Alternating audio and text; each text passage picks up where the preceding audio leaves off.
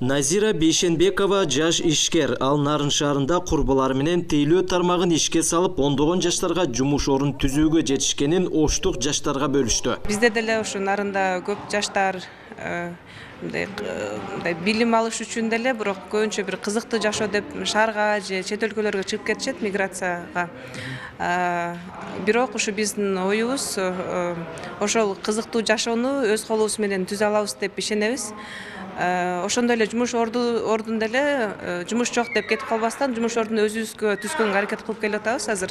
Мындай ондогон ишкер жаштар Ош шаарына аймактардан чогулган жаштарга тажрыйба бөлүштү. Алар экология, билим берүү, саламаттык сактоо, айыл чарбасы, тейлөө тармактарында тажрыйба бөлүштү. Мына Ош шаарында өтүп жаткан жаштардын платформасы, Ош шаарынын демилгелери аттуу жаштардын жолугушуусунда аябай жаштардын арасында жакшы сунуштар айтылып атат. Учурда менин жанымда Улан мырза турат. Улан мырза, сен өзүң кандай сунуштарды айттың бүгүн? Биз бүгүн амфитеатр куруу боюнча сунуш айттык. Бул ошол ачык асманда түзүлгөн шаарда жаштардын идеясын көтөрүү үчүн атайын ыңгайлуу бир өнөмдүү шарт болуп эсептелет. Бул ошол шаар үчүн демилгелер деп аталат. Толук презентациясы.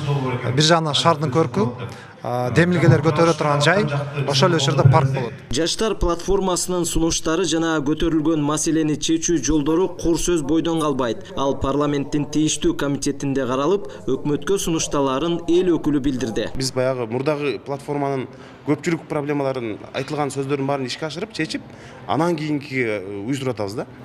Чынын айтканда, булар жерде айтылган сунуштардын баары эле ишке ашпай кетет деген болбойт. Эми жарым-жартылай болсо дагы биз ишке ашырганга артынан түшөбүз да. Айтсак, жаштар көтөргөн демилгелердин 50% ишке ашып, айрымдары колдоого ээ болууда. Өлкөнү санариптештирүүгө аракеттерин ишке салууга өкмөт чоң имаратты чечип берди.